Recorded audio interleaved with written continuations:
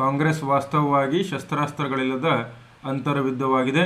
ಕೆಳಗಿನವರಲ್ಲಿ ಯಾರು ಕಾಂಗ್ರೆಸ್ಗೆ ಸಂಬಂಧಿಸಿದಂತೆ ಮೇಲಿನ ಟೀಕೆಗಳನ್ನು ಮಾಡಿದ್ದಾರೆ?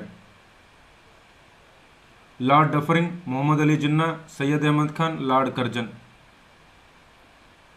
ಕಾಂಗ್ರೆಸ್ ವಾಸ್ತವವಾಗಿ ಶಸ್ತ್ರಾಸ್ತ್ರಗಳಿಲ್ಲದ ಅಂತರ್ಯುದ್ಧವಾಗಿದೆ. ಕೆಳಗಿನವರಲ್ಲಿ ಯಾರು ಕಾಂಗ್ರೆಸ್ಗೆ ಸಂಬಂಧಿಸಿದಂತೆ ಮೇಲಿನ ಟೀಕೆಗಳನ್ನು ಮಾಡಿದ್ದಾರೆ?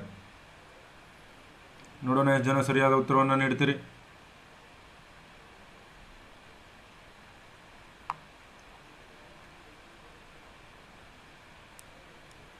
ಕಾಂಗ್ರೆಸ್ ವಾಸ್ತವವಾಗಿ ಶಸ್ತ್ರಾಸ್ತ್ರಗಳಿಲ್ಲದ ಅಂತರ್ಯುದ್ಧ. Congress in reality is a internal war without weapons. A ಮತ್ತು ಸಿ ಅಂತೇಳಿ ಭಾಳ ಜನ ಹೇಳ್ತಾ ಇದ್ದೀರಿ. ಇಲ್ಲಿ ಸರಿಯಾದ ಉತ್ತರ ಯಾವುದಾಗಬೇಕಾಗಿತ್ತು? ಸರ್ ಸೈಯದ್ ಅಹಮದ್ ಖಾನ್. ನೋಡ್ರಿ, ಕಾಂಗ್ರೆಸ್ಸನ್ನು ವಿರೋಧಿಸಿದ ಪ್ರಮುಖರಲ್ಲಿ ಸರ್ ಸೈಯದ್ ಅಹಮದ್ ಖಾನ್ ಒಬ್ಬರು.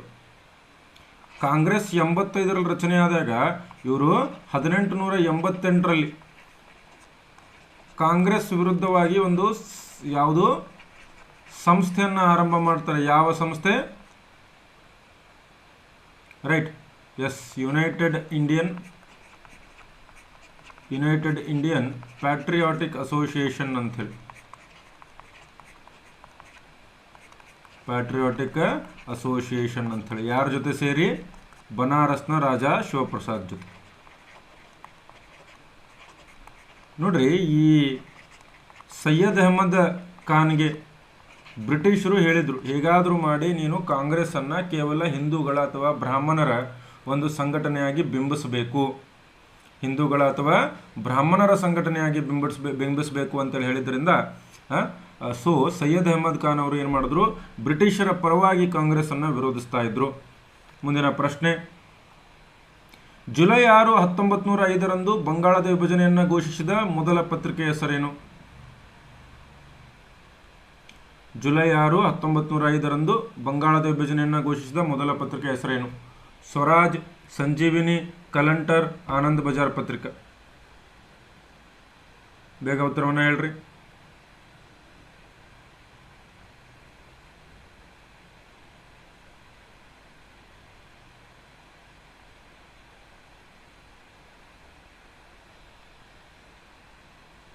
ನೋಡೋಣ ಎಷ್ಟು ಜನ ಇಲ್ಲಿ ಸರಿಯಾದ ಉತ್ತರನ ಹೇಳ್ತೀರಿ ಅಂತೇಳಿ. Very good, excellent. ಇಲ್ಲಿ ಸರಿಯಾದ ಉತ್ತರ ಯಾವುದಾಗಿತ್ತು? ಸಂಜೀವಿನಿ ಪತ್ರಿಕೆಯಲ್ಲಿ ಸರಿಯಾದ ಉತ್ತರವಾಗಿತ್ತು. ಸಂಜೀವಿನಿ ಪತ್ರಿಕೆ ಇಲ್ಲಿ ಸರಿಯಾದ ಉತ್ತರ ಆಗಿತ್ತು. ಈ ಸಂಜೀವಿನಿ ಪತ್ರಿಕೆಯನ್ನು ಆರಂಭಿಸಿದವರು ಕೆ ಮಿತ್ರ ಅವರು. ರೈಟ್, ಈ ಸಂಜೀವಿನಿ ಪತ್ರಿಕೆ ಸ್ವದೇಶಿ ಚಳವಳಿಯ ಸಂದರ್ಭದಲ್ಲಿ ಅತ್ಯಂತ ಪ್ರಮುಖ ಪಾತ್ರವನ್ನು ನಿರ್ವಹಿಸ್ತದೆ. ಆಮೇಲೆ ನೋಡ್ರಿ, ಯಾವಾಗಾದರೂ ಬಾಯ್ಕಾಟ್ ಅಥವಾ ಬಹಿಷ್ಕಾರ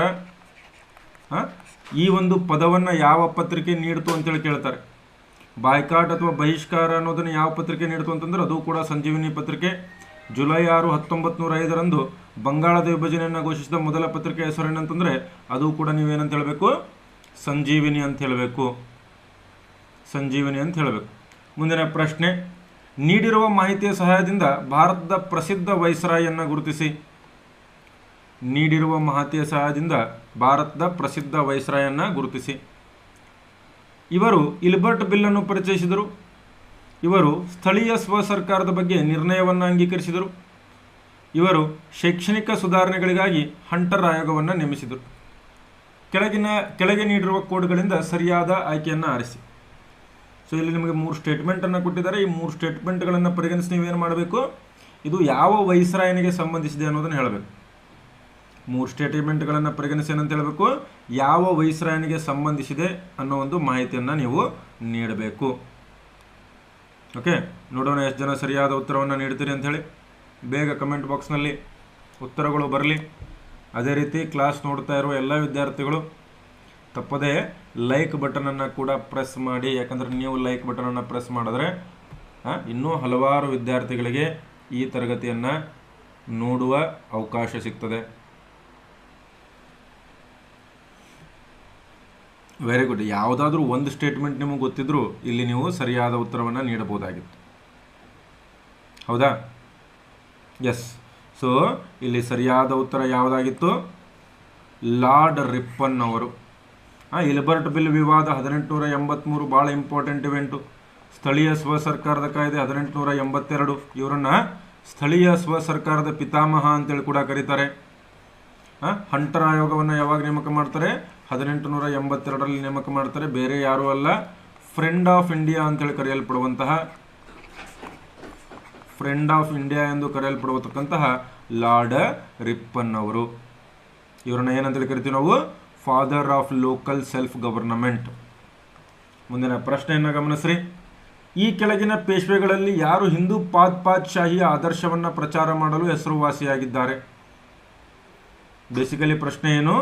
ಹಿಂದೂ ಪಾದ್ಶಾಹಿ, ಹಿಂದೂ ಪಾದ್ಶಾಹಿ ಆದರ್ಶವನ್ನು ಯಾರು ಪ್ರಚಾರ ಮಾಡಿದ್ದಾರೆ? ಬಾಜಿರಾವ್ 1, ಬಾಲಾಜಿ ವಿಶ್ವನಾಥ್, ಬಾಲಾಜಿ ಬಾಜಿರಾವ್ ಅಥವಾ ಬಾಜಿರಾವ್ 2?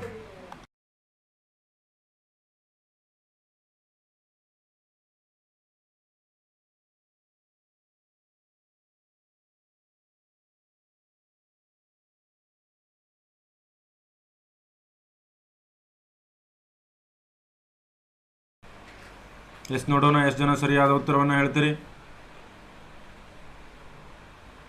Very good. ಇಲ್ಲಿ ಸರಿಯಾದ ಉತ್ತರ ಯಾರು? ಅವರು ಡಿ ಅಂತ ಹೇಳೋರು. ನೋಡ್ರಿ, Bajirao to waste fellow.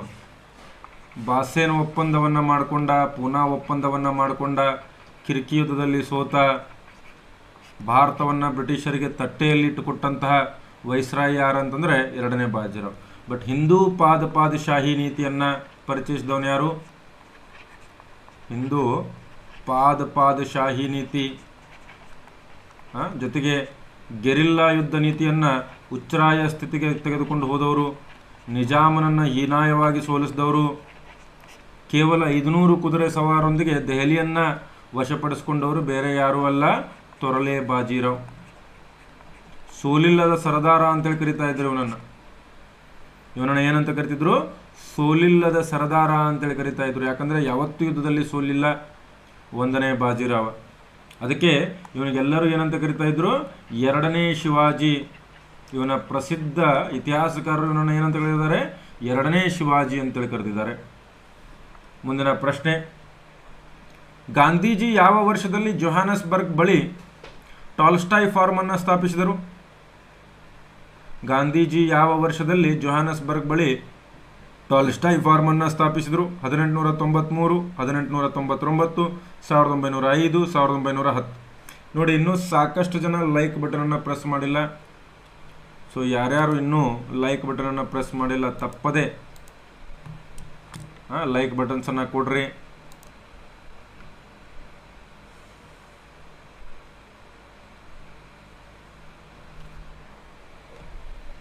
S, very good. ಬಹುತೇಕ ಜನ ಇಲ್ಲಿ ಸರಿಯಾದ ಉತ್ತರವನ್ನು ನೀಡ್ತಾ ಇದ್ದೀರಿ. ಇಲ್ಲಿ ಸರಿಯಾದ ಉತ್ತರ ಯಾವುದಾಗಿತ್ತು? ಇಲ್ಲಿ ಸರಿಯಾದ ಉತ್ತರ ಆಗಿದ್ದು 1910. 1910. ನೋಡ್ರಿ, ಗಾಂಧೀಜಿಯವರು ಅನೇಕ ಆಶ್ರಮಗಳನ್ನು, ಪ್ರಮುಖವಾಗಿ ಯಾವುದು ಅಂತಂದರೆ 5 ಆಶ್ರಮಗಳು ನಿಮ್ಗೆ ಗೊತ್ತಿರಬೇಕು.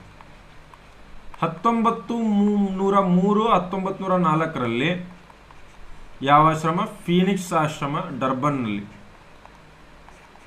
ಡರ್ಬನ್ನಲ್ಲಿ ಸ್ಥಾಪನೆ ಮಾಡ್ತಾರೆ. 1910ರಲ್ಲಿ ಟಾಲ್ಸ್ಟಾಯ್ ಆಶ್ರಮ ಎಲ್ಲಿ? ಜೊಹಾನೆಸ್ಬರ್ಗ್ನಲ್ಲಿ, ಟ್ರಾನ್ಸ್ವಾಲ್ನಲ್ಲಿ. 1915ರಲ್ಲಿ ಕೊಚ್ರಾಬ್ ಆಶ್ರಮ ಎಲ್ಲಿದು? ಅಹಮದಾಬಾದ್ನಲ್ಲಿ. 1917ರಲ್ಲಿ ಸಾಬರ್ಮತಿ ಆಶ್ರಮ.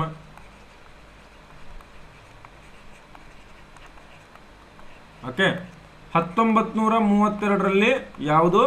ವಾರ್ಧಾದ ಸೇವಾಗ್ರಾಮ ಆಶ್ರಮ. ಸೊ ಈ 5 ಆಶ್ರಮಗಳನ್ನು ನೀವು ನೆನಪಲ್ಲಿ ಇಟ್ಕೋಬೇಕು. ಗಾಂಧೀಜಿ ಅವರಿಂದ ರಚನೆ ಆದಂಥ 5 ಆಶ್ರಮಗಳು ಯಾವುವು? ಇವು 5 ಆಶ್ರಮಗಳು. So you should remember this. ಮುಂದಿನ ಪ್ರಶ್ನೆಗೆ ಹೋಗೋಣ. ಸಂತಾಲರ ಭೂಪ್ರದೇಶವನ್ನು ಯಾವ ಹೆಸರಿನಿಂದ ಕರೆಯಲಾಗುತ್ತಿತ್ತು? ಸಂತಾಲರ ಬಗ್ಗೆ ನಿಮಗೆಲ್ಲ ಗೊತ್ತೇ ಇದೆ, ಹೌದಾ? ಸಂತಾಲ ರೆಬಿಲಿಯನ್ ಅಥವಾ ಸಂತಾಲ್ ದಂಗೆ, ರೈಟ್. ಸೊ ಈ ಸಂತಾಲರು ಇದ್ದಂತಹ ಭೂಪ್ರದೇಶವನ್ನು ಯಾವ ಹೆಸರಿನಿಂದ ಕರೆಯಲಾಗುತ್ತಿತ್ತು?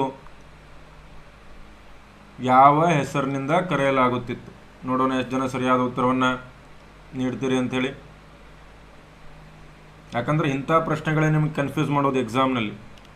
ನಾರ್ಮಲ್ ಆಗಿರ್ತಕ್ಕಂಥ ಪ್ರಶ್ನೆಗಳನ್ನು ನೀವು ಸರಿ ಹಾಕಿಬಿಡ್ತೀರಿ, ಬಟ್ ಇವು ಕೆಲವೊಂದು ಸ್ಪೆಸಿಫಿಕ್ ಪ್ರಶ್ನೆಗಳೇನಿರ್ತವೆ ಅದನ್ನು ಸರಿಯಾಗಿ ಹಾಕೋ ಸಮಯ ಬಂದಾಗ ಕಸಿವಿಸಿ ಆಗುತ್ತೆ, ಕಳವಳ ಆಗುತ್ತೆ ನಿಮಗೆ. ಹಾಂ, ಪ್ಲಸ್ ಕ್ಲಾಸಲ್ಲಿ ಹೇಳಿದ್ದೀನಿ ನಾನು. Very good. ಬಹುತೇಕ ಜನ ಸರಿಯಾದ ಉತ್ತರವನ್ನು ಕೊಡ್ತಾ ಇದ್ದಾರೆ. ಇಲ್ಲಿ ಸರಿಯಾದ ಉತ್ತರ ಯಾವುದಾಗಿತ್ತು? ದಾಮಿನಿ ಏಕು ಅಂತೇಳಿ ಕರಿತಾ ಇದ್ರು. ದಾಮಿನಿ ಏಕು ಅಂತ ಕರಿತಾ ಇದ್ರು. ಬಹಳ ಇಂಪಾರ್ಟೆಂಟು.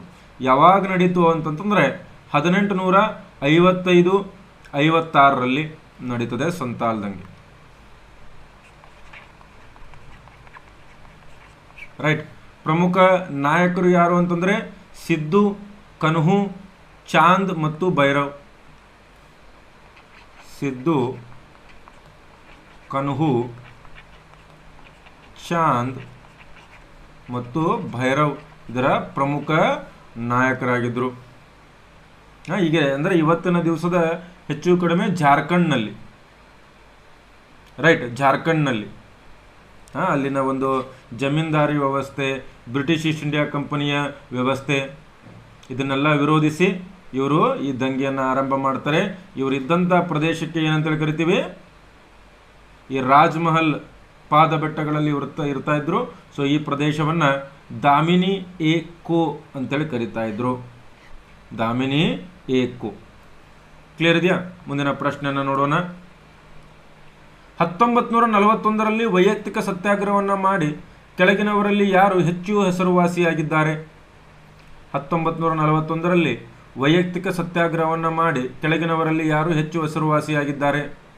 ಪೂರ್ಣಿಮಾ ಬ್ಯಾನರ್ಜಿ, ಉಷಾ ಮೆಹ್ತಾ, ಅದುರ್ತಿ ಲಕ್ಷ್ಮೀಬಾಯಿ, ರಾಮೇಶ್ವರಿ ನೆಹರು.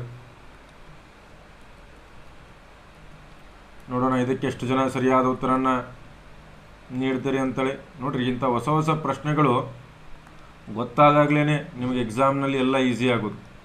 ಈಗ ಹೆದರಿದರೆ ಮುಂದೆ ಡಿಫಿಕಲ್ಟ್ ಆಗುತ್ತೆ, ಹೆದರಬಾರ್ದು ಅದಕ್ಕೆ.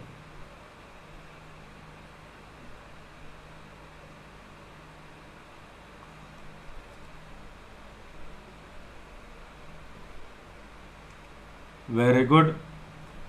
ಇಲ್ಲಿ ಸರಿಯಾದ ಉತ್ತರ ಯಾವುದಾಗಿತ್ತು? ಪೂರ್ಣಿಮಾ ಬ್ಯಾನರ್ಜಿ. ಇವರು ವೈಯಕ್ತಿಕ ಸತ್ಯಾಗ್ರಹವನ್ನು ಕೂಡ ಮಾಡಿದರು. ಅದೇ ರೀತಿ ಭಾರತ ಬಿಟ್ಟು ತೊಲಗಿ ಚಳವಳಿಯಲ್ಲೂ ಕೂಡ ಪಾಲ್ಗೊಂಡಿದ್ದರು. ಅದೇ ರೀತಿ ಇವರು ಸಂವಿಧಾನ ರಚನಾ ಸಭೆಯ ಸದಸ್ಯರು ಕೂಡ ಆಗಿದ್ದರು. ಸಂವಿಧಾನ ರಚನಾ ಸಭೆಯ ಸದಸ್ಯರು ಕೂಡ ಆಗಿದ್ರು. ಯಾರು? ಪೂರ್ಣಿಮಾ ಬ್ಯಾನರ್ಜಿ. ಯಾರಿಗೆ ಗೊತ್ತಿಲ್ಲ ಈ ಇನ್ಫಾರ್ಮೇಷನನ್ನು ದಯವಿಟ್ಟು ನೋಟ್ ಡೌನ್ ಮಾಡಿಕೊಳ್ಳ್ರಿ. ಉಷಾ ಮೆಹ್ತಾ ಯಾಕೆ important? Usha Mehta quit India ಚಳವಳಿಯಲ್ಲಿ ಏನು ಮಾಡಿದ್ರು? ರಹಸ್ಯ ರೇಡಿಯೋವನ್ನು ಆರಂಭ ಮಾಡಿದ್ರು. ಬಟ್ ವೈಯಕ್ತಿಕ ಸತ್ಯಾಗ್ರಹ ಅಂತ ಬಂದಾಗ ಏನಂತ ಹೇಳಬೇಕು? ಪೂರ್ಣಿಮಾ ಬ್ಯಾನರ್ಜಿ ಅಂತ ಹೇಳಬೇಕು. ಪೂರ್ಣಿಮಾ ಬ್ಯಾನರ್ಜಿ ಅಂತ ಹೇಳಬೇಕು. ಮುಂದಿನ ಪ್ರಶ್ನೆಗೆ ಹೋಗೋಣ. ಕೆಳಗಿನವುಗಳಲ್ಲಿ ಯಾವುದನ್ನು ಈ ಹಿಂದೆ ಲೇಡಿ ವಿಲ್ಲಿಂಗ್ಡನ್ ಪಾರ್ಕ್ ಎಂದು ಕರೆಯಲಾಗುತ್ತಿತ್ತು? ಕೆಳಗಿನವುಗಳಲ್ಲಿ ಯಾವುದನ್ನು ಈ ಹಿಂದೆ ಲೇಡಿ ವಿಲ್ಲಿಂಗ್ಡನ್ ಪಾರ್ಕ್ ಎಂದು ಕರೆಯಲಾಗುತ್ತಿತ್ತು? ಮುಘಲ್ ಗಾರ್ಡನ್ಸ್, ಜಿಂಕೆ ಪಾರ್ಕ್, ಅಥವಾ ಇದನ್ನು ಡೀರ್ ಪಾರ್ಕ್ ಅಂತ ಬರ್ಕೊಳ್ರಿ.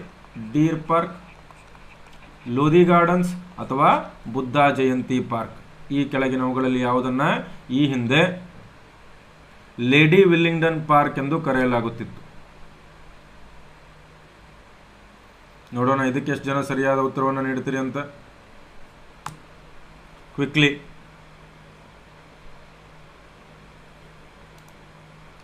ಅಲ್ಲ, ವಿನೋಬಾ ಭಾವೆ ಅವರು ಮಾಡಿದ್ದಾರೆ ಅಂದ ತಕ್ಷಣ ಬರೀ ಅವರೊಬ್ಬರೇ ಮಾಡಿದ್ದಾರೆ ಅಂತಲ್ಲ, ಹಲವಾರು ಜನ ಮಾಡಿದ್ದಾರೆ. ಸಾವಿರಾರು ಜನ ಜೈಲು ಶಿಕ್ಷೆಗೊಳಗಾಗಿದ್ದರು ಈ ಒಂದು ಚಳವಳಿಯನ್ನು ಮಾಡಿ. ಹೌದಾ?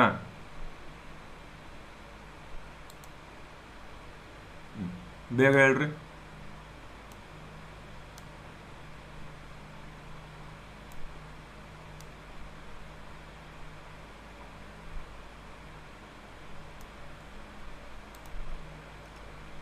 ಎಸ್,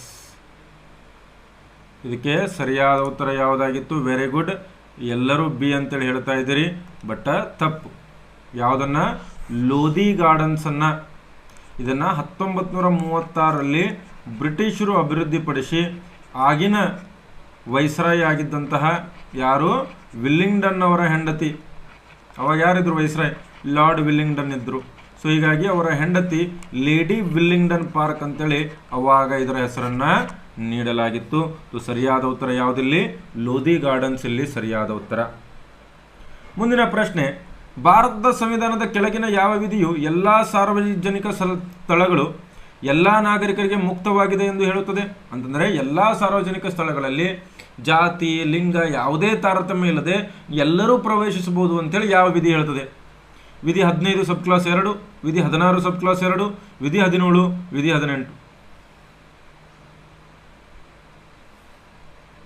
ಲೆಟ್ ಅಸ್ ಸಿ ಎಷ್ಟು ಜನ ಸರಿಯಾದ ಉತ್ತರವನ್ನು ನೀಡ್ತೀರಿ ಅಂತ. ಭಾರತದ ಸಂವಿಧಾನದ ಈ ಕೆಳಗಿನ ಯಾವ ವಿಧಿ ಎಲ್ಲ ಸಾರ್ವಜನಿಕ ಸ್ಥಳಗಳು ಎಲ್ಲ ನಾಗರಿಕರಿಗೆ ಮುಕ್ತವಾಗಿದೆ ಎಂದು ಹೇಳುತ್ತದೆ?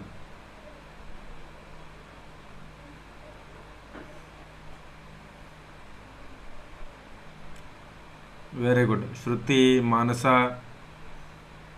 ಸದ್ದಾಮ್ ಹುಸೇನು ಅಂತ ಹೇಳ್ತಾ ಇದ್ದಾರೆ, ನಿಶ್ಚಿತ, ಪರಸಪ್ಪ.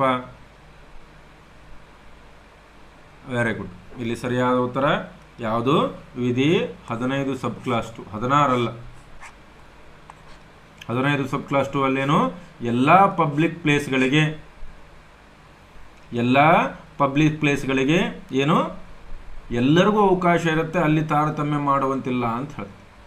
ಇನ್ನೊಂದು ಪ್ರಶ್ನೆ ನೋಡ್ರಿ, ಈ ಕೆಳಗಿನ ಯಾವ ವಿಧಿಯನ್ನ ಗಾಂಧೀಜಿ ಕಿ ಜೈ ಎನ್ನುವ ಘೋಷಣೆಯೊಂದಿಗೆ ಸಂವಿಧಾನ ಸಭೆಯಲ್ಲಿ ಅಂಗೀಕರಿಸಲಾಯಿತು?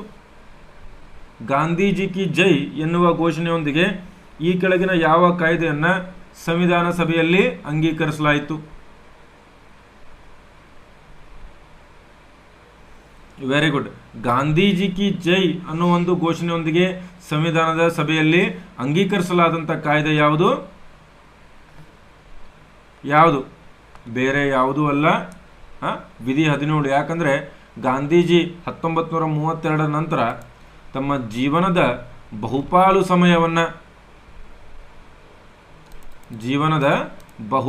ಸಮಯವನ್ನು ಏನು ಮಾಡ್ತಾರೆ? ಎಲ್ಲಿ ಕಳೀತಾರೆ? ಈ ಒಂದು ಅಸ್ಪೃಶ್ಯರು ಹರಿಜನರ ಉದ್ಧಾರಕ್ಕಾಗಿ ಕಳೀತಾರೆ ಅವರು. ಸೊ ಹೀಗಾಗಿ ವಿಧಿ 17 ಆ್ಯಕ್ಚುಲಿ ಅಸ್ಪೃಶ್ಯತೆಯನ್ನು ಸಂಪೂರ್ಣವಾಗಿ ಕಾನೂನು ಬಾಹಿರ ಅಂತೇಳಿ ಘೋಷಣೆ ಮಾಡುತ್ತೆ. ಜೊತೆಗೆ ಅಸ್ಪೃಶ್ಯತೆಯನ್ನು ಕಾನೂನುಬದ್ಧ ಅಪರಾಧವನ್ನಾಗಿ ಮಾಡುತ್ತೆ, ಶಿಕ್ಷಾರ್ಹ ಅಪರಾಧವನ್ನಾಗಿ ಅಸ್ಪೃಶ್ಯತೆಯನ್ನು ಮಾಡುತ್ತೆ. ಹೀಗಾಗಿ ವಿಧಿ 17 ಗಾಂಧೀಜಿ ಕಿ ಜೈ ಎಂಬ ಘೋಷಣೆಯೊಂದಿಗೆ ಅಂಗೀಕಾರ ಮಾಡಲಾಯಿತು. ಮುಂದಿನ ಪ್ರಶ್ನೆ, ಸಂವಿಧಾನದ ಕೆಳಗಿನ ಯಾವ ನಿಬಂಧನೆಗಳು ನವೆಂಬರ್ 26, 1949 ಜಾರಿಗೆ ಬರಲಿಲ್ಲ? ಸಂವಿಧಾನದ ಕೆಳಗಿನ ಯಾವ ನಿಬಂಧನೆಗಳು ನವೆಂಬರ್ 26, 1949 ಜಾರಿಗೆ ಬರಲಿಲ್ಲ? ಪೌರತ್ವಕ್ಕೆ ಸಂಬಂಧಿಸಿದ ನಿಬಂಧನೆಗಳು, ಚುನಾವಣೆಗೆ ಸಂಬಂಧಿಸಿದ ನಿಬಂಧನೆಗಳು, ಮೂಲಭೂತ ಹಕ್ಕುಗಳು, ಮೇಲಿನ ಯಾವುದೂ ಅಲ್ಲ.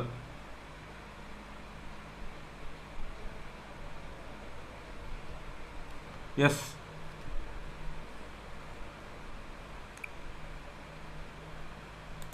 ನೋಡ್ರಿ, ಸಂವಿಧಾನವನ್ನು ನಾವು ಅಡಾಪ್ಟ್ ಮಾಡಿಕೊಂಡಿದ್ದು 26 ನವೆಂಬರು 1949. ಸೊ ಇಲ್ಲಿ ಪ್ರಶ್ನೆ ಏನು? 26 ನವೆಂಬರ್ 1949ಗೆ ಈ ಕೆಳಗಿನ ಯಾವುದು ಭಾರತದ ಸಂವಿಧಾನದ ಭಾಗವಾಗಲಿಲ್ಲ ಅಂತೇಳಿ ಪ್ರಶ್ನೆ ಇದೆ.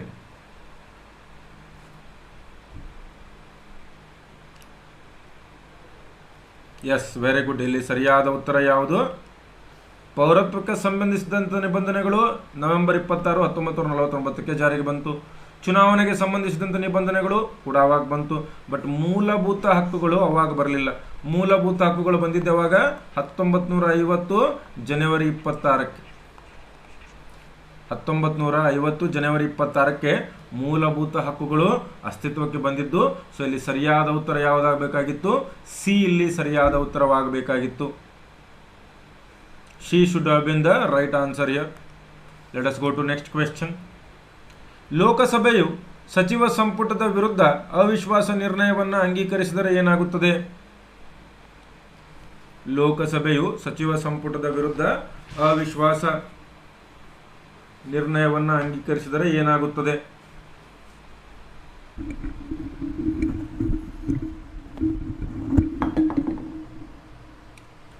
ಲೋಕಸಭೆಯ ಮಂತ್ರಿಗಳು ಮಾತ್ರ ರಾಜೀನಾಮೆ ನೀಡುತ್ತಾರೆ, ರಾಜ್ಯಸಭೆಯ ಮಂತ್ರಿಗಳು ಮಾತ್ರ ರಾಜೀನಾಮೆ ನೀಡುತ್ತಾರೆ, ಎಲ್ಲ ಮಂತ್ರಿಗಳು ರಾಜೀನಾಮೆ ನೀಡಬೇಕು, ಮೇಲ್ನ ಯಾವುದೂ ಅಲ್ಲ. ಲೋಕಸಭೆಯು ಸಚಿವ ಸಂಪುಟದ ವಿರುದ್ಧ ಅವಿಶ್ವಾಸ ನಿರ್ಣಯವನ್ನು ಅಂಗೀಕರಿಸಿದರೆ ಏನಾಗುತ್ತದೆ? ನೋಡೋಣ ಎಷ್ಟು ಜನ ಸರಿಯಾದ ಉತ್ತರವನ್ನು ನೀಡುತ್ತೀರಿ ಅಂತ. ಎಷ್ಟು ಜನ ಸರಿಯಾದ ಉತ್ತರವನ್ನು ನೀಡುತ್ತೀರಿ ಅಂತ ನೋಡೋಣ.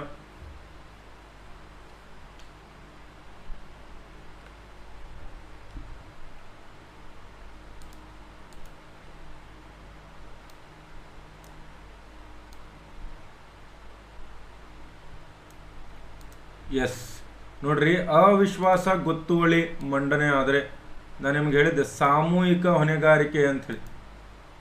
ಯಾವ ಹೊಣೆಗಾರಿಕೆ? ಸಾಮೂಹಿಕ ಹೊಣೆಗಾರಿಕೆ ಅಂಥೇಳಿ. ಸೊ ಈ ಸಾಮೂಹಿಕ ಹೊಣೆಗಾರಿಕೆಯ ಅಡಿಯಲ್ಲಿ ಏನಾಗುತ್ತೆ? ಎಲ್ಲ ಮಂತ್ರಿಗಳು ರಾಜೀನಾಮೆ ನೀಡಬೇಕು. ಕೆಲವೊಂದು ಸರ್ತಿ ಇದು ಪ್ರಶ್ನೆ ಆಗುತ್ತೆ. ಹೆಂಗೆ ಪ್ರಶ್ನೆ ಆಗುತ್ತೆ ಅಂತಂದ್ರೆ, ಈಗ ಒಬ್ಬರು ಬಿಜೆಪಿ ಪಕ್ಷದವರು, ಈಗ ನರೇಂದ್ರ ಮೋದಿ ಅವರು ಪ್ರಧಾನಮಂತ್ರಿ ಆಗಿದ್ದಾರೆ. ಈಗ ನರೇಂದ್ರ ಮೋದಿ ಅವರು ರಾಜೀನಾಮೆ ನೀಡಿ ಈಗ ಯಾರೋ ಬೇರೆ ನಿತಿನ್ ಗಡ್ಕರಿ ಅವರು ಪ್ರಧಾನಮಂತ್ರಿ, ಅದೇ ಪಕ್ಷದವರು, ಇವರು PM ಆದರೆ, ಸೊ ನರೇಂದ್ರ ಮೋದಿ ಅವರ ಮಂತ್ರಿಮಂಡಲವನ್ನು ನಿತಿನ್ ಗಡ್ಕರಿ ಮುಂದುವರಿಸಬಹುದಾ? ನರೇಂದ್ರ ಮೋದಿ ಅವರ ಮಂತ್ರಿಮಂಡಲವನ್ನ ನಿತಿನ್ ಗಡ್ಕರಿ ಮುಂದುವರಿಸಬಹುದಾ? ಇಲ್ಲ. ಯಾಕಂದ್ರೆ ಪ್ರಧಾನಮಂತ್ರಿ ರಾಜೀನಾಮೆ ಕೊಟ್ಟ ತಕ್ಷಣ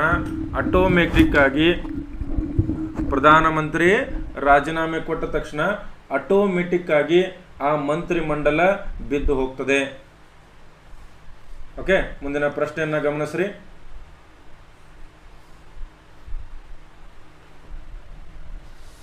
ಪ್ರಧಾನಮಂತ್ರಿಗೆ ಸಂಬಂಧಿಸಿದಂತೆ ಈ ಕೆಳಗಿನ ಯಾವ ಹೇಳಿಕೆಗಳು ಸರಿಯಾಗಿವೆ? ಪ್ರಧಾನಮಂತ್ರಿಗೆ ಸಂಬಂಧಿಸಿದಂತೆ ಈ ಕೆಳಗಿನ ಯಾವ ಹೇಳಿಕೆಗಳು ಸರಿಯಾಗಿವೆ? ಅಧ್ಯಕ್ಷರಿಂದ ಮಂತ್ರಿಗಳಾಗಿ ನೇಮಕಗೊಳ್ಳಬಹುದಾದ ವ್ಯಕ್ತಿಗಳನ್ನು ಅವರು ಶಿಫಾರಸು ಮಾಡುತ್ತಾರೆ.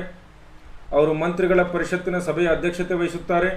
ಅವರು ಅಧಿಕಾರಕ್ಕೆ ರಾಜೀನಾಮೆ ಮಾಡುವ ಮೂಲಕ ಮಂತ್ರಿಮಂಡಳಿಯ ಕುಸಿತವನ್ನು ತರಬಹುದು. ಕೆಳಗಿನ ಕೋಡ್ಗಳಿಂದ ಸರಿಯಾದ ಆಯ್ಕೆಯನ್ನು ಆರಿಸಿ. ಕೇವಲ 1, ಕೇವಲ 1 ಮತ್ತು 2, ಕೇವಲ 3, ಮೇಲ್ನ ಎಲ್ಲ. ನೋಡೋಣ ಇಲ್ಲಿ ಎಷ್ಟು ಜನ ಸರಿಯಾದ ಉತ್ತರವನ್ನು ನೀಡ್ತೀರಿ ಅಂತ.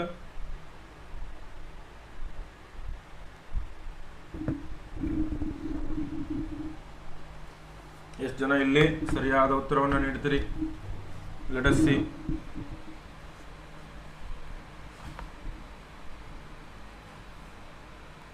Very good. ಇಲ್ಲಿ ಸರಿಯಾದ ಉತ್ತರ ಯಾವುದಾಗುತ್ತೆ? ಸರಿಯಾದ ಉತ್ತರ ಯಾವುದಾಗುತ್ತೆ? ಇಲ್ಲಿ ಮೇಲಿನ ಎಲ್ಲ ಇಲ್ಲಿ ಸರಿಯಾದ ಉತ್ತರ ಆಗುತ್ತೆ. ಯಾಕೆ ನೋಡ್ರಿ, ಯಾವುದೇ ವ್ಯಕ್ತಿಯನ್ನ ಮಂತ್ರಿಮಂಡಲಕ್ಕೆ ನೇಮಕ ಮಾಡಬೇಕಾದ್ರೆ ರಾಷ್ಟ್ರಪತಿಗಳು ಕಡ್ಡಾಯವಾಗಿ ಪ್ರಧಾನಮಂತ್ರಿ ಅವರ ಸಲಹೆಯನ್ನ ತಗೊಳ್ಳೇಬೇಕು. ಮಂತ್ರಿಮಂಡಲದ ಅಧ್ಯಕ್ಷ ಅವರೇ ಆಗಿರ್ತಾರೆ, ಇದು ಕೂಡ ಗೊತ್ತಿದೆ. ನಾನು ಜಸ್ಟ್ ನಾವು ಹೇಳಿದೆ, ಪ್ರಧಾನಮಂತ್ರಿ ರಾಜೀನಾಮೆ ಕೊಟ್ಟರೆ ಅವರ ಸಂಪೂರ್ಣ ಮಂತ್ರಿಮಂಡಲ ಏನಾಗುತ್ತೆ? ತನ್ನ ಅಧಿಕಾರವನ್ನು ಕಳೆದುಕೊಳ್ತದೆ. ಸೊ ಹೀಗಾಗಿ ಇಲ್ಲಿ ಸರಿಯಾದ ಉತ್ತರ ಯಾವುದಾಗಬೇಕು? ಇಲ್ಲಿ ಎಸ್, ಡಿ ಇಲ್ಲಿ ಸರಿಯಾದ ಉತ್ತರ ಆಗಬೇಕಾಗಿತ್ತು. ಮುಂದಿನ ಪ್ರಶ್ನೆ, ರಾಜ್ಯ ವಿಧಾನಸಭೆಯ ಸದಸ್ಯರ ಅನರ್ಹತೆಗೆ ರಾಜ್ಯಪಾಲರು ಯಾರನ್ನ ಸಂಪರ್ಕಿಸುತ್ತಾರೆ? ರಾಜ್ಯಪಾಲರು ವಿಧಾನಸಭೆ ಸದಸ್ಯರ ಅನರ್ಹತೆ ಬಗ್ಗೆ ನಿರ್ಣಯ ನೀಡಬೇಕಾದರೆ ಯಾರ ಜೊತೆಗೆ ಸಮಾಲೋಚನೆ ನಡೆಸಬೇಕು? ಪ್ರಧಾನಮಂತ್ರಿ, ಮುಖ್ಯಮಂತ್ರಿ, ಚುನಾವಣಾ ಆಯೋಗ, ರಾಜ್ಯ ಉಚ್ಚ ನ್ಯಾಯಾಲಯದ ಮುಖ್ಯ ನ್ಯಾಯಮೂರ್ತಿ, ಯಾರೊಂದಿಗೆ ಡಿಸ್ಕಷನ್ ನಡೆಸಬೇಕು?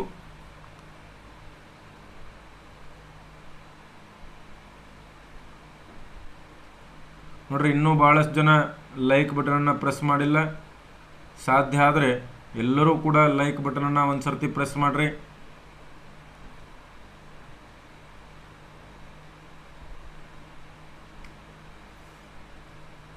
Very good. ಇಲ್ಲಿ ಸರಿಯಾದ ಉತ್ತರ ಯಾವುದಾಗಿದೆ? ಕಡ್ಡಾಯವಾಗಿ ಚುನಾವಣಾ ಆಯೋಗದ ಸಲಹೆಯನ್ನು ಪಡಿಬೇಕು. ನೋಡ್ರಿ, ಯಾವಾಗ ಪಕ್ಷಾಂತರ ನಿಷೇಧ ಕಾಯ್ದೆ ಅಡಿಯಲ್ಲಿ ಅನರ್ಹತೆ ಇರುತ್ತೆ ಅದನ್ನು ಸ್ಪೀಕರ್ ನಿರ್ಧಾರ ಮಾಡ್ತಾರೆ.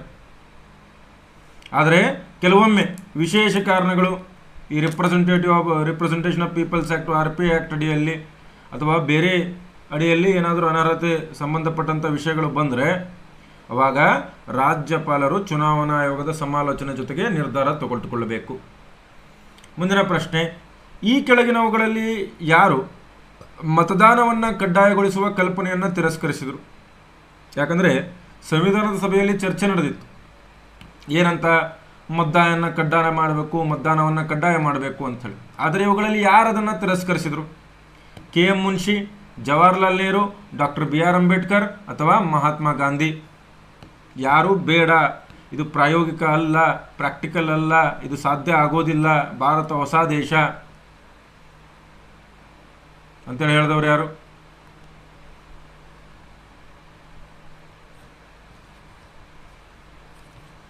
Very good. ಇಲ್ಲಿ ಸರಿಯಾದ ಉತ್ತರ ಯಾವುದಾಗಿದೆ? ಎಕ್ಸಲೆಂಟ್. ಬೇಡ, ಇದು ಪ್ರಾಕ್ಟಿಕಲ್ ಆಗಿ ಪಾಸಿಬಲ್ ಇಲ್ಲ.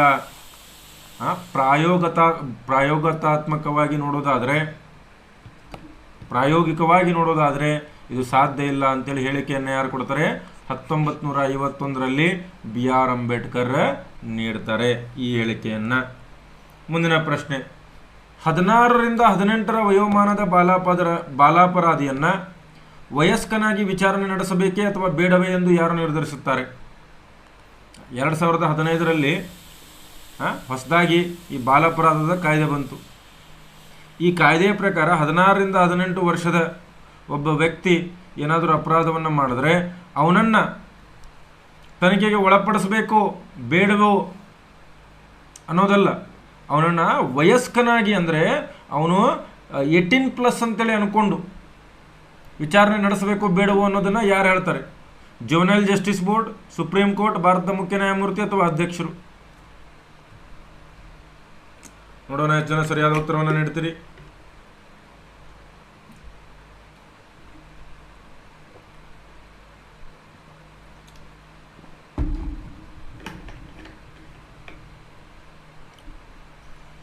S, very good. 2015ರ ಜುವೆನೈಲ್ ಜಸ್ಟಿಸ್ ಆ್ಯಕ್ಟ್ ಪ್ರಕಾರ ಸಪೋಸ್ ನೋಡ್ರಿ, ಈಗ ಒಬ್ಬ 17 ವರ್ಷದ ಬಾಲಕ ಯಾವುದೋ ಒಂದು ಪ್ರಕರಣದಲ್ಲಿ ಬಂದಿಯಾಗಿದ್ದಾನೆ ಅಂದ್ಕೊಳ್ರಿ.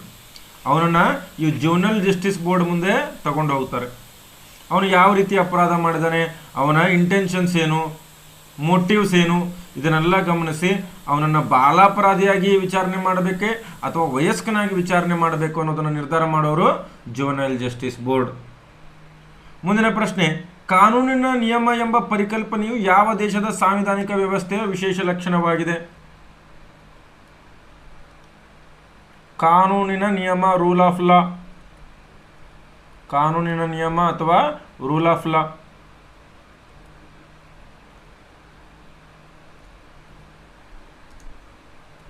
ಎಸ್,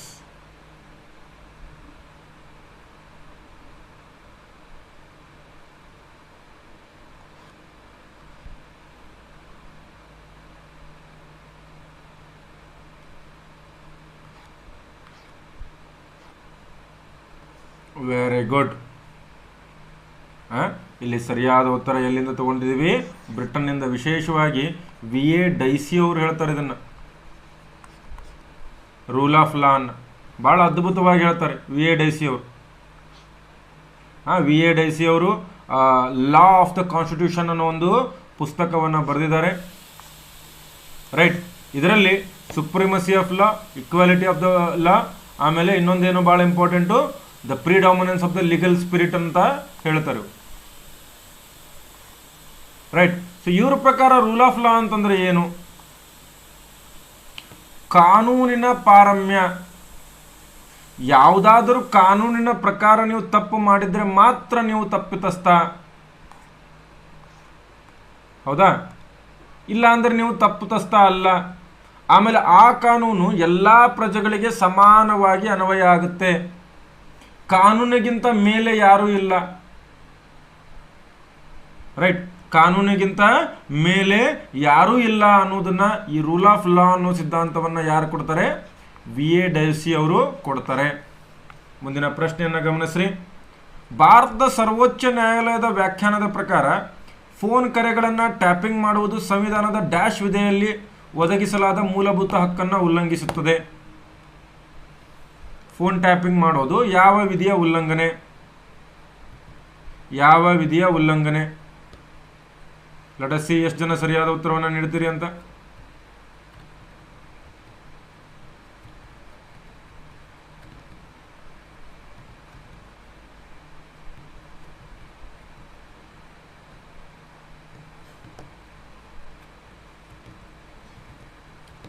ವೆರಿ ಗುಡ್, ಎಲ್ಲರೂ ಕೂಡ ಸರಿಯಾದ ಉತ್ತರವನ್ನು ಇಲ್ಲಿ ನೀಡ್ತಾ ಇದ್ದೀರಿ. ವಿಧಿ 21 ಅಲ್ರೈಟ್, ವಿಧಿ 21. ಸೊ ವಿಧಿ 21 ಪ್ರಕಾರ ನೀವು ಯಾರ್ದಾದ್ರೂ ಫೋನ್ ಕರೆಗಳನ್ನು ಟ್ಯಾಪ್ ಮಾಡೋದು ಇದೇನಾಗುತ್ತೆ? ಗೌಪ್ಯತೆಯ ಉಲ್ಲಂಘನೆ ಆಗುತ್ತೆ. ಗೌಪ್ಯತೆಯ ಉಲ್ಲಂಘನೆ ಆಗುತ್ತೆ. ಸೊ ಹೀಗಾಗಿ ಸುಪ್ರೀಂ ಕೋರ್ಟ್ ಏನು ಹೇಳುತ್ತೆ? ಫೋನ್ ಟ್ಯಾಪಿಂಗು ಆರ್ಟಿಕಲ್ 21 ಉಲ್ಲಂಘನೆ, ವಿಧಿ 21 ಉಲ್ಲಂಘನೆ ಅಂತೇಳಿ ಹೇಳಲಾಗ್ತದೆ. ಮುಂದಿನ ಪ್ರಶ್ನೆ. ಮೌರ್ಯ ಆಡಳಿತದ ಸಂದರ್ಭದಲ್ಲಿ ಇಡೀ ಸಾಮ್ರಾಜ್ಯದಿಂದ ಆದಾಯವನ್ನು ಸಂಗ್ರಹಿಸುವ ಮುಖ್ಯ ಮೇಲ್ವಿಚಾರಕ ಯಾರು?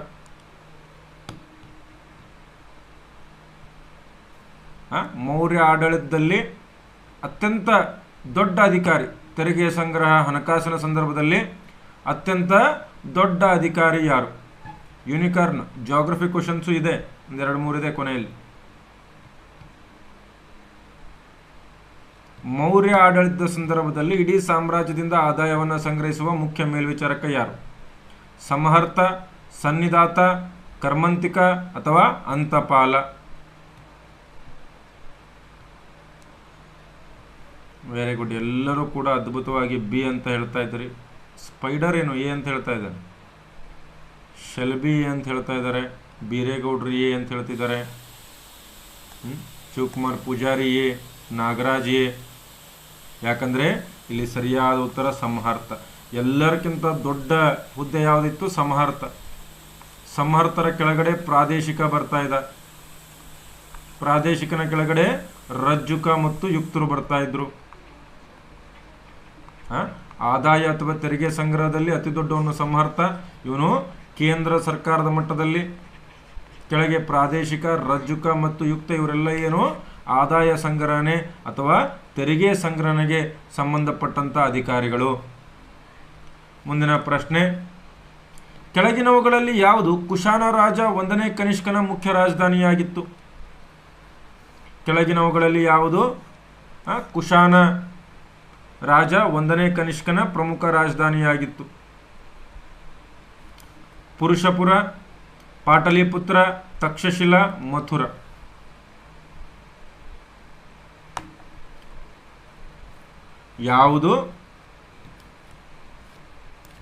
ಯಾವುದು ಕನಿಷ್ಕ 1ನೇ ಕನಿಷ್ಕನ ತೆರಿಗೆ ಆಗಿತ್ತು? ಸರ್ ಕ್ಲಾಸ್ ಡೈಲಿ ಮಾಡಲ್ವ? ಯೂಟ್ಯೂಬಲ್ಲಿ ಡೈಲಿ ಮಾಡ್ತಿದ್ದೀನಲ್ಲಪ್ಪ. ಸ್ಯಾಟರ್ಡೆ ಸಂಡೇ ಇರಲ್ಲ, ಮಿಕ್ಕಿದ ದಿನ ಡೈಲಿ ಇರುತ್ತೆ. ನಾಳೆ ಕರ್ನಾಟಕ ಬಂಧನ ಪ್ರಯುಕ್ತ ವಿಶೇಷ ಕ್ಲಾಸು ಮಾಡೋಣ, ಬೇಕಾದರೆ ಮಾಡೋಣ. ನಾಳೆ ಯಾವ ಥಿಯರಿ ಕ್ಲಾಸ್ ಬೇಕು? ಸಂವಿಧಾನ ಬೇಕಾ, ಭೂಗೋಳ ಬೇಕಾ? ಕಮೆಂಟ್ ಬಾಕ್ಸ್ನಲ್ಲಿ ನನಗೆ ತಿಳಿಸ್ರಿ. ಯಾವ ಟಾಪಿಕ್ ಬೇಕನ್ನೋದು ತಿಳಿಸ್ರಿ.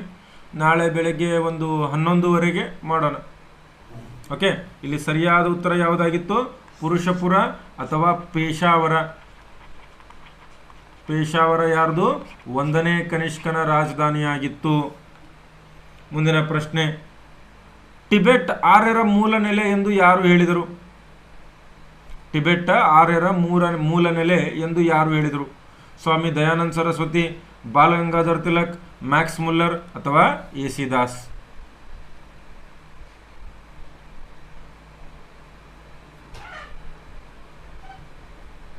ಕ್ರಾಂತಿಕಾರಿಗಳು ಮಾಡಿದ್ದೀನಿ ಉಷಾ ಯೂಟ್ಯೂಬಲ್ಲಿ. World Karnataka history.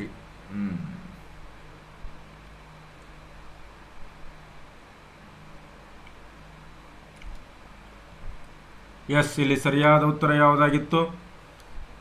ಸ್ವಾಮಿ ದಯಾನಂದ ಸರಸ್ವತಿ ಅವರು ಟಿಬೆಟ್ ಮೂಲ ಸಿದ್ಧಾಂತವನ್ನು ಹೇಳಿದರು. ಬಾಲ ಗಂಗಾಧರ್ ತಿಲಕ್ ಅವರು ಏನು ಹೇಳಿದರು? ಆರ್ಕ್ಟಿಕ್ ಅಂತ ಹೇಳಿದರು. ಕನ್ಫ್ಯೂಸ್ ಆಗಬೇಡ. ಟಿಬೆಟ್ ಬೇರೆ, ಆರ್ಕ್ಟಿಕ್ ಬೇರೆ. ಟಿಬೆಟ್ ಬೇರೆ, ಆರ್ಕ್ಟಿಕ್ ಬೇರೆ. ಕ್ಲಿಯರ್ ಇದೆಯಾ? ಮುಂದಿನ ಪ್ರಶ್ನೆಯನ್ನು ಗಮನಿಸೋಣ. ಗ್ರೀಕ್ ಬರಹಗಾರರು ಯಾರನ್ನ ಅಗ್ರಾಮೆಸ್ ಅಥವಾ ಕ್ಯಾಂಡ್ರಾಮೆಸ್ ಎಂದು ಕರೆಯುತ್ತಾರೆ? ಗ್ರೀಕ್ ಬರಹಗಾರರು ಯಾರನ್ನ ಅಗ್ರಾಮೆಸ್ ಅಥವಾ ಸ್ಯಾಂಡ್ರಾಮೆಸ್ ಎಂದು ಕರೆಯುತ್ತಾರೆ? ಆಪ್ಷನ್ಗಳನ್ನು ಗಮನಿಸ್ರಿ. ಕಾಲಾಶೋಕ, ಮಹಾಪದ್ಮಾನಂದ, ಧನಾನಂದ ಅಥವಾ ಅಜಾತಶತ್ರು.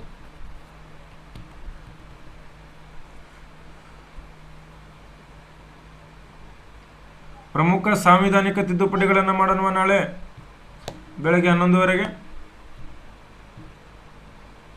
ಪ್ರಮುಖ ಸಾಂವಿಧಾನಿಕ ತಿದ್ದುಪಡಿಗಳು.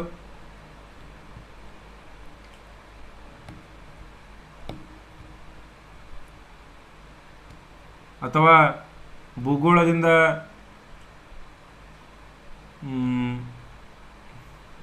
ಯಾವ್ದಾದ್ರು ಟಾಪಿಕ್ ನೀವು ಹೇಳಿ, ಟಾಪಿಕ್ ಅದನ್ನೇ ಮಾಡ್ತೀನಿ ನಾನು. ಓಕೆ, ಸೊ ಇಲ್ಲಿ ಸರಿಯಾದ ಉತ್ತರ ಯಾವುದು? ಧನಾನಂದನನ್ನ ಸ್ಯಾಂಡ್ರಮೆಸ್ ಅಥವಾ ಅಗ್ರಾಮೆಸ್ ಎಂದು ಕರೆಯಲಾಗಿದೆ.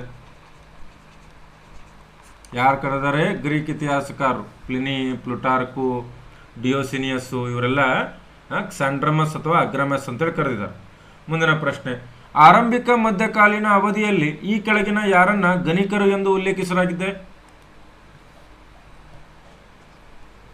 ಆರಂಭಿಕ ಮಧ್ಯಕಾಲೀನ ಅವಧಿಯಲ್ಲಿ ಯಾರನ್ನ ಗಣಿಕರು ಅಂತೇಳಿ ಉಲ್ಲೇಖಿಸಲಾಗಿದೆ? ಇಲ್ಲಿ ನೋಡ್ರಿ, ಮಾರಾಟಗಾರರು, ಗುಲಾಮರು, ವೇಶ್ಯರು, ನೃತ್ಯಗಾರರು.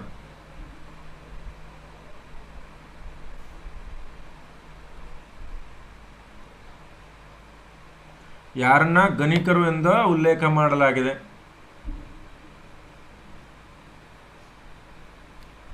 Very good. ಇಲ್ಲಿ ಸರಿಯಾದ ಉತ್ತರ ಯಾವುದಾಗಿದೆ? ಯಾರನ್ನ? ವೇಶ್ಯರನ್ನ. ಈ ರಾಜರ ಒಡ್ಡೋಲಗ ಅಂತಿರ್ತಾ ಇತ್ತು. ರಾಜರ ಜೊತೆಗೆ ಸಾವಿರಾರು ಮಹಿಳೆಯರ ಜೊತೆ ರಾಜನಿಗೋಸ್ಕರನೇ ಮೀಸಲಾಗಿರ್ತಾ ಇದ್ರು ಈ ವೇಶ್ಯರು. ವೇಶ್ಯರು ಅಂತ ಎಕ್ಸಾಕ್ಟಾಗಿ ಹೇಳಕ್ ಬರಲ್ಲ, ರಾಜನಿಗೇನೆ ಮೀಸಲಾಗಿರ್ತಾ ಇದ್ರು ಇವರು. ಸೊ ಇವರನ್ನ ಏನಂತೇಳಿ ಕರೆಯಲಾಗಿದೆ? ಗಣಿಕರು ಅಂತೇಳಿ ಕರೆಯಲಾಗಿದೆ. ಮುಂದಿನ ಪ್ರಶ್ನೆ. ಕೆಳಗಿನ ಯಾವ ರಾಜರು ವೀರನಾರಾಯಣ ಎಂಬ ಬಿರುದನ್ನು ಅಳವಡಿಸಿಕೊಂಡ್ರು? ಈ ಕೆಳಗಿನ ಯಾವ ರಾಜರು ವೀರನಾರಾಯಣ ಎಂಬ ಬಿರುದನ್ನು ಹೊಂದಿದ್ರು? ರಿವರ್ಸ್ ಸಿಸ್ಟಮ್ ಮಾಡಿ please. Prajwal, yes, very good. Reverse system ಅನ್ನೇ ಮಾಡೋಣ. ಓಕೆನಾ?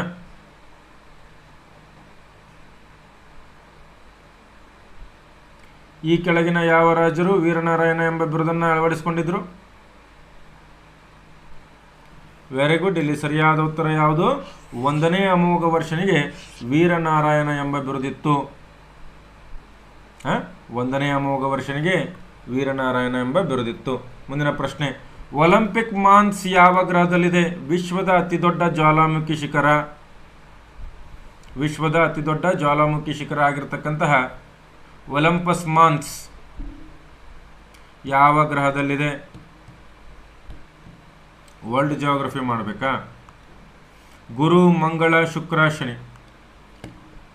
ನೀವು ಒಂದು ಡಿಸೈಡ್ ಆಗಿ ಹೇಳ್ತಾ ಇಲ್ಲ ಇದೇ ಟಾಪಿಕ್ ಮಾಡಿ ಅಂತೇಳಿ. ಅದೇ ಟಾಪಿಕ್ ಮಾಡ್ತೀನಿ ನಾನು.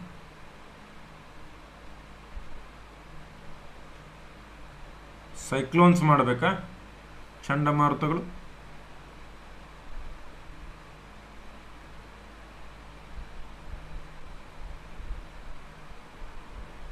Very good. ಇಲ್ಲಿ ಸರಿಯಾದ ಉತ್ತರ ಒಲಿಂಪಸ್ ಮಾನ್ಸ್ ವಿಶ್ವದ ಅತಿ ದೊಡ್ಡ ಪರ್ವತನೂ ಹೌದು. ಸುಮಾರು 23 ಕಿಲೋಮೀಟರ್ ಎತ್ತರ ಇದೆ ಇದು ಜ್ವಾಲಾಮುಖಿ ಪರ್ವತ.